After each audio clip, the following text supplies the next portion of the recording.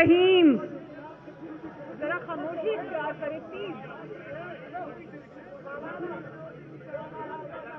P D M کی معزز قیادت اور بلوچستان اور کوئٹہ کے میرے غیور بھائیوں بہنوں السلام علیکم.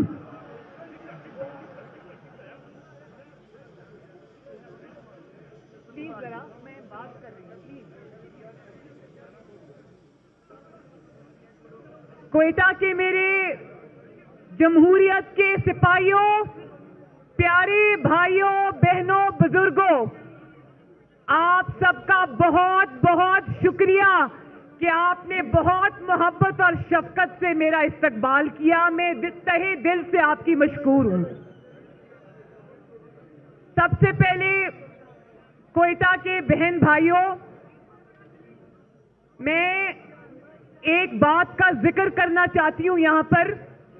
آپ سب نے سنا ہوگا کہ بہت افسوسناک ایک واقعہ ہوا ربیع الاول کے مبارک مہینے میں، جب پاکستان کے اور دنیا کے اربوں مسلمان ربیع الاول میں نبی پاک صلی اللہ علیہ وآلہ وسلم کی ولادت کا مہینہ منا رہے تھے، تو فرانس کی ایک بلڈنگ سے انہوں نے جو توہین امیز خاکے لٹکائے، اس سے ہمارا دل، ہمارے جذبات بہت بری طرح مجروح ہوئے ہیں. تو کوئٹہ کے میرے بہن بھائیوں، میرے ساتھ ہاتھ اٹھا کے اپنا جو احتجاج ہے وہ رجسٹر کراؤ کہ آپ کے دلوں کو اس سے تکلیف پہنچی ہے. اللہ تعالیٰ سورہ علم نشرہ میں فرماتے ہیں کہ اے نبی، میں نے تمہارا ذکر بلند کر دیا. جس کا ذکر اللہ تعالیٰ نے بلند کر دیا، اس کے ذکر پہ انشاءاللہ رہتی دنیا تک کوئی آنچ نہیں آئے گی. اور دوسری بات یہ کہ ابھی ڈاکٹر عبد المالک صاحب نے ذکر کیا، میرا شکریہ ادا کیا کہ بلوچستان کے کچھ طلباء جن کو مسلم لیگ نون کی حکومت نے پنجاب کی یونیورسٹیز میں اسکالرشپس دیے تھے، حصہ دیا تھا، انہوں نے میرا شکریہ ادا کیا. تو میں آپ کو یہ بتانا چاہتی ہوں کوئٹہ کے میرے بھائیوں بہنوں کہ پنجاب کے اور باقی صوبوں کے بچے جتنے مجھے عزیز ہیں، اتنے ہی بچے مجھے بلوچستان کے عزیز ہیں. اور سنا ہے کہ سورج کے مقام سے جو گیس نکلتی ہے، اربوں روپے کی جو گیس نکلتی ہے، وہ بلوچستان پورے پاکستان کو فراہم کرتا ہے. لیکن بہت افسوس کی بات ہے کہ صرف 600 بچوں کے اسکالرشپس، جو کہ شاید چند لاکھ یا چند کروڑ کا معاملہ تھا، وہ اس حکومت نے ختم کر دیے. اور بلوچستان کے میرے وہ بچے 12 دن سے سڑکوں پہ رل رہے تھے، لیکن کسی کو ان کے اوپر رحم نہیں آیا. ان بچوں کی آنکھیں لال ہوئی تھی، زمین پہ ایک چادر بچھا کے سردی کے موسم میں وہ سو رہے تھے، لیکن کسی کو ان کے اوپر رحم نہیں آیا. بہت افسوس کی بات ہے، مجھے افسوس ہے اس بات کا، اور امید کرتی ہوں کہ انشاءاللہ تعالیٰ ان کے اسکالرشپس بحال ہوں گے. اور مجھے ابھی کسی صحافی نے پوچھا، میرے راستے میں صحافی نے ہوٹل میں مجھے پوچھا کہ آپ نے جو آج بلوچی لباس پہنا ہے، اس سے آپ بلوچستان کو کیا میسج دینا چاہتی ہیں؟ میں نے ان کو کہا کہ جو آج میں نے بلوچی لباس پہنا ہے، اس سے میں بلوچستان کے عوام کو یہ میسج دینا چاہتی ہوں کہ جتنی محبت مجھے پنجاب کے عوام سے ہے، اس سے زیادہ محبت مجھے بلوچستان کے عوام سے ہے.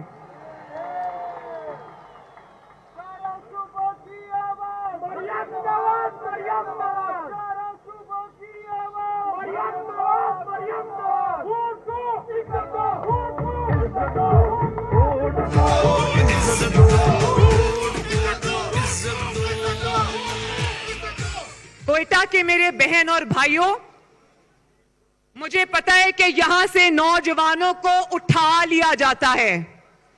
مجھے پتا ہے کہ کبھی کبھی ان کی مسخ شدہ لاشیں مل جاتی ہیں اور اکثر وہ ہمیشہ کے لیے لاپتہ اور غائب ہو جاتے ہیں. ابھی جب میں اسٹیج پہ بیٹھی تھی تو ایک روتی ہوئی بچی میرے پاس آئی, ینگ بچی ہے وہ, اس کا نام ہے اسیبہ کامرانی اور وہ کوئٹہ سے تعلق رکھتی ہے. اس کے 3 جوان بھائیوں کو گھروں سے اٹھا لیا گیا اور کئی سال ہو گئے آج تک ان 3 بھائیوں کا کچھ پتہ نہیں ہے. شیم شیم شیم. اور وہ کہتی ہے کہ میرے جو 3 جوان بھائی تھے, اس نے اپنے موبائل فون پہ مجھے ان کی تصاویر دکھائیں. اس نے کہا کہ میرے بوڑھے ماں باپ کا وہ 3 بھائی اکلوتا سہارا تھے اور مجھے آپ نے جیل میں ڈالا, میری آنکھ میں آنسو نہیں آیا. میری ماں وہاں پر مر گئی, میری آنکھ میں آنسو نہیں آیا. میرے باپ کو آپ نے 2 دفعہ جیل میں ڈالا, میری آنکھ میں آنسو نہیں آیا. لیکن آج جب میں نے اس بچی کی بات سنی تو میری آنکھ میں آنسو آئے. شرم کرو, شرم کرو, شرم کرو. اور کہاں ہے وہ بچی؟ ذرا یہ بچی ہے, یہ کھڑی ہے وہ بچی. 3 بھائی اس کے لاپتہ ہیں, 3 بھائی. خدا کا خوف کرو, تمہارے بھی بچے ہیں. ذرا اپنے اوپر اس چیز کو طاری کر کے سوچو کہ کیا گزرتی ہے جب ایک ماں باپ کے 3 بیٹے غائب ہوتے ہیں. مر جائے کوئی تو سکون آ جاتا ہے, لیکن جب آپ کو یہ پتا چلے کہ پتہ نہیں وہ مردہ ہیں یا زندہ ہیں یا وہ کہاں ہیں, تو سوچو ان ماں باپ پر, ان بہن بھائیوں پر کیا گزرتی ہوگی. سوچو. اللہ تعالیٰ کے قہر کو آواز نہ دو. ان کی بد دعا میں اور آسمان میں کوئی حجاب نہیں ہے. خدا کا واسطہ ہے, اللہ تعالیٰ کا واسطہ ہے, ہوش کے ناخن لو. اپنے ہی لوگوں سے ستیلے لوگوں جیسا سلوک مت کرو. اور پھر بلوچستان کے میرے بھائیوں اور بہنوں, ہمیں یہ پتا چلتا ہے کہ یہ لوگ یہ سمجھتے ہیں کوئی کوئٹہ کے عوام کو یا بلوچستان کے عوام کو اپنے نمائندے چننے کا کوئی حق نہیں ہے. ان کو ان کی حکومت, ان کے وزیر اعلیٰ اور ان کے وزراء کا فیصلہ کوئٹہ کے بلوچستان کے عوام نہیں کریں گے, کوئی اور کرے گا. راتوں رات باپ یا ماں کے نام سے ایک پارٹی بنتی ہے اور وہ ایک بچے کو جنم دیتی ہے اور اگلے دن وہی بچہ وزیر اعلیٰ کی کرسی پہ بٹھا دیا جاتا ہے. شیم شیم شیم.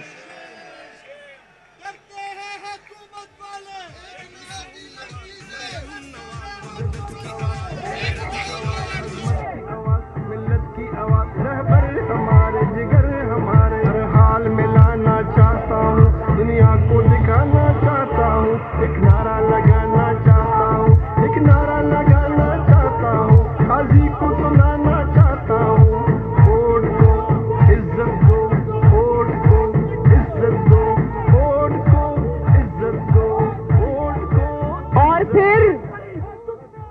پھر آج مجھے پھر بلوچستان اور پاکستان کی ایک بیٹی ڈاکٹر شازیہ کا واقعہ یاد آ گیا. اس کے ساتھ سالوں پہلے ہونے والا انسانیت سوز واقعہ مجھے یاد آ گیا. اس بیٹی کی بے حرمتی کی گئی. جب انہوں نے میرا دروازہ توڑا کراچی کا, تو بلوچستان کے میرے غیور اور عزت والے بھائیوں اور بہنوں, بزرگوں, کیا ہمارا کلچر, ہماری روایات یہ ہیں کہ بہن اور بیٹیوں کے کمروں میں راتوں رات گھس کر دروازے توڑ کر ان پر حملہ کیا جائے؟ ہاتھ اٹھا کے بتاؤ کہ کیا یہ چیز قبول ہے آپ کو؟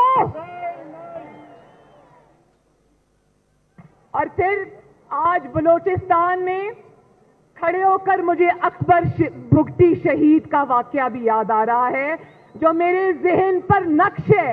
کس طرح ایک عامر نے مکے لہرا کر کہا تھا, ہم تمہیں اس طرح ماریں گے کہ تمہیں پتہ بھی نہیں چلے گا. اور پھر ہوا, اس نے نہ صرف ایک جمہوریت پسند لیڈر کو قتل کیا, بلکہ افسوسناک بات ہے کوئٹہ کے میرے بھائیوں اور بہنوں, نہ صرف یہ کہ اس کے خاندان کو بلکہ اس کے چاہنے والوں کو اس کا چہرہ بھی دیکھنے کی اجازت نہیں دی. شیم شیم شیم. اور پھر جب اس پرویز مشرف کو عدالت نے پھانسی کی سزا سنائی تو وہ عدالت ہی لپیٹ دی گئی. شیم شیم شیم.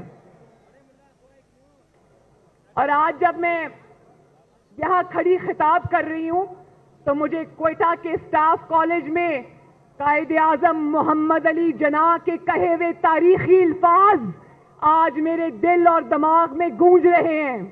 انہوں نے کہا کہ میرے عوام کے ووٹ کو عزت دو, اپنے حلف کی پاسداری کرو, آئین کا احترام کرو.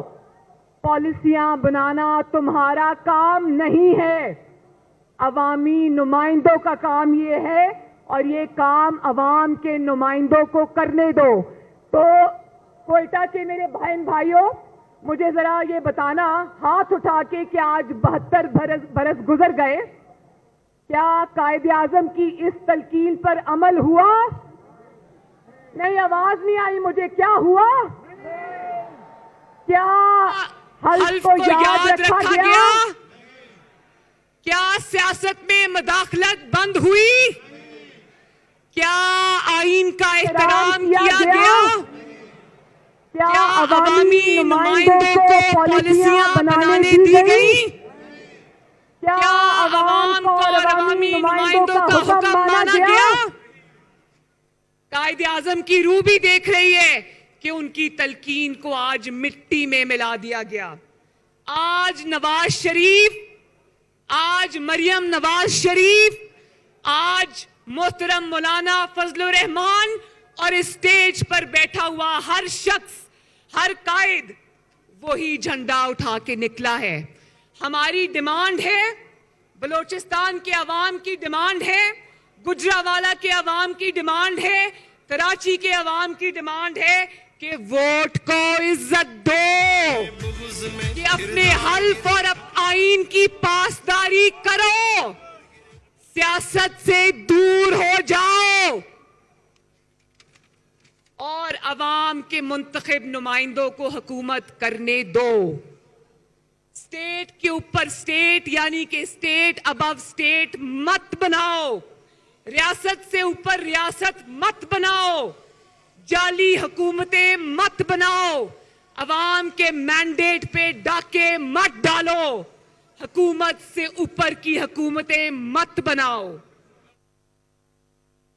کوئٹہ کے غیور بہنوں, بھائیوں, بیٹوں, آپ کی غربت, آپ کی پسماندگی اور آپ کی بدحالی, آپ کی بے روزگاری اور بلوچستان کو آج اس حال پہ پہنچنے کی ایک ہی وجہ ہے, اور وہ وجہ یہ ہے کہ آپ کے ووٹ کو عزت نہیں ملتی. حکومت اس کی بنتی ہے جس کی باغ ڈور آپ کے ہاتھوں میں نہیں کسی اور کے ہاتھوں میں ہوتی ہے. اس کی ڈوریں آپ نہیں ہلاتے, کوئی اور ہلاتا ہے. حاکم کے گریبان پر آپ کا نہیں کسی اور کا ہاتھ ہوتا ہے. وہ آپ کو نہیں کسی اور کو جواب دہ ہوتا ہے. جانتے ہو نا کس کو جواب دہ ہوتا ہے؟ جانتے ہو نا؟ اس کو بٹھانے اور اٹھانے کا اختیار آپ کے پاس نہیں ہوتا, کسی اور کے ہاتھ میں ہوتا ہے. اور اگر ہم نے آج اس سلسلے کو بند نہ کیا تو اللہ نہ کرے ہماری آزادی اور ہمارا وجود خطرے میں پڑ جائے گا میرے بھائیوں اور بہنوں. اور آپ کو, میں بلوچستان کے عوام کو, کوئٹہ کے عوام کو بالخصوص مبارکباد پیش کرنا چاہتی ہوں کہ مجھے آج ایک بلوچستان کی عظیم فرزند کی بھی یاد آ رہی ہے جو آزادی کی جد و جہد میں بلوچستان کے کئی سپاہیوں میں شامل تھا, جو قائد اعظم کے سب سے بااعتماد ساتھیوں میں شامل تھا, جس کا نام تھا قاضی محمد عیسیٰ, اور جس کا ایک قابل فخر فرزند آج سپریم کورٹ کا جج ہے. 17 जजों में बलोचिस्तान से ताल्लुक रखने वाला वो वाहिद जज है। आपको मुबारक हो कि आप सब ने उसके लिए आवाज उठाई और जो सुप्रीम कोर्ट का फैसला आया है उसने ये कहा है कि उसके खिलाफ रेफरेंस जो था वो बदनीयती पर मुश्तमिल था। तो आज जिसने बदनीयती की, जिसने शफाफ किरदार के हामिल जजेस हजरात के ऊपर धब्बा लगाने की कोशिश की, उनको नौकरियों से फारिग करने की कोशिश की, तो आज हम सब मिलकर इमरान खान सिलेक्टेड और उसके सिलेक्टर्स को ये कहते हैं कि इस तारीखी नाकामी के ऊपर तुम सब लोगों को इस्तीफा देना चाहिए।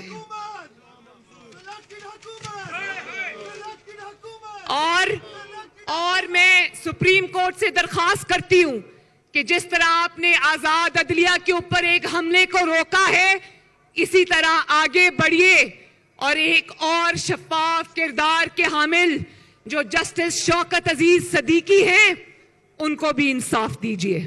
वो सच बोलने की पादाश में अब सजा भुगत रहे हैं। वो चीफ जस्टिस थे आने वाले दिनों के, उनको सिर्फ सच बोलने की पादाश में हटा दिया गया। उनको सिर्फ इस बात की सजा दी गई कि उन्होंने कहा कि एक वर्दी में मलबूस एहलकार मेरे पास आया और उसने कहा कि तुम मरियम नवाज को और नवाज शरीफ को कैसे तुम बेल दोगे, हमारी तो 2 साल की मेहनत बेकार हो जाएगी। और उसी सच बोलने की सजा उसको आज मिल रही है। आगे बढ़िए। मैं मुअज़्ज़िज़ जजेस हजरात से ये दरख्वास्त करती हूँ कि जस्टिस शौकत अजीज सदीकी को भी इंसाफ फराहम कीजिए। और इंशाअल्लाह तुम सुन लो, वो वक्त आ रहा है कि तुम्हारी 2 साल की नहीं, तुम्हारी 72 साल की मेहनत जाया होने को है। अब अवाम की हाकमियत का सूरज तलू होने को है। वोट इज्जत पाने को है और वोट को पांव तले रोंदने का सिलसिला बंद होने को है। और आखिर में एक और बात मेरे बलोचिस्तान के भाइयों, मुझे अलिफ लैला के एक और किरदार का नाम याद आ रहा है। भला कौन?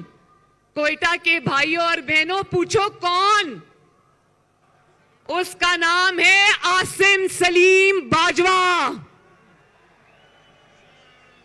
वो शख्स भी यहां का हाकिम रहा है, यहां का बादशाह रहा है, बल्कि वो यहां बलोचिस्तान के अंदर वोट की इज्जत से खेलता रहा है। वो यहां भी अपने पेशा फराइज की जो अंजाम दही है वो उसको नजरअंदाज करके यहां भी वो सियासी करतब दिखाता रहा है। वो भी मां और बाप के नाम से सियासी पार्टियां बनाता रहा है और पता नहीं क्या कुछ करता रहा है। हम पूछते हैं, कोयटा के अवाम, आप पूछते हो ना मेरे साथ? पूछते हो? हाथ उठा के बताओ, एक सिरे से दूसरे तक पूछते हो ना? हम पूछते हैं कि एक नौकरी पेशा होने के बावजूद तुम्हारे पास अरबों खरबों के असासे कहां से आए? हम पूछते हैं कि ये अरबों रुपए कहां से आए, तो वो चुप। हम पूछते हैं कि ये पिज्जा क्या चीज है, तो वो चुप। हम पूछते हैं कि ये 99 कंपनियां कहां से वजूद में आ गई, तो वो चुप। हम पूछते हैं कि तुम्हारे और तुम्हारे खानदान के अरबों खरबों के असासे कैसे बन गए, तो वो चुप। हम पूछते हैं कि SECP के रिकॉर्ड में तुमने जो तब्दीलियां करवाई और जो जाल साजी की, फ्रॉड किया, वो क्यों किया, तो वो चुप।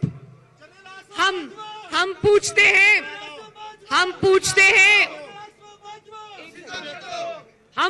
हैं कि रसीदें दो, तो वो चुप।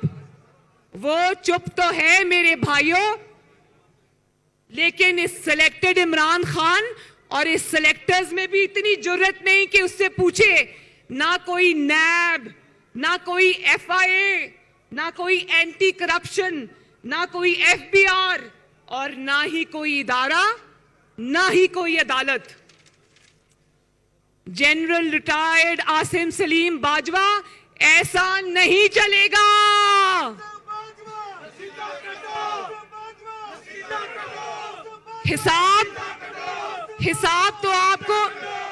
हिसाब तो आपको देना पड़ेगा। बोलो, देना पड़ेगा ना? रसीदें तो आपको दिखाना पड़ेंगी।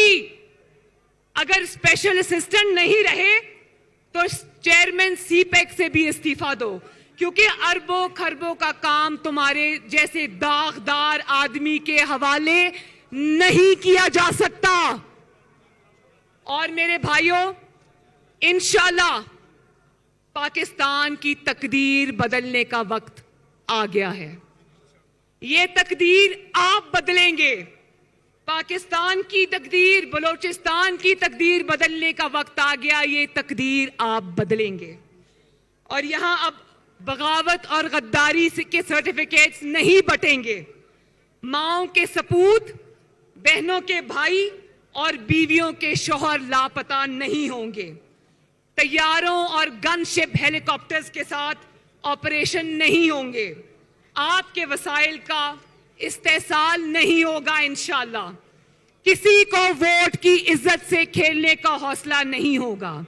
वही पाकिस्तान होगा जिसके लिए आपके बुजुर्गों ने जिद्दोजहद की, जिसके लिए आप और आपके कायदीन ये जिद्दोजहद कर रहे हैं। कठपुतलियों का खेल अब इंशाल्लाह खत्म होने को है। तो मेरे साथ मिलके जरा नारा लगाओ। आलमगीर कहाँ है? जरा वोट को इज्जत दो का मेरे साथ एक दफा नारा लगा दो, सब मिलके और जोर से, और जोर से।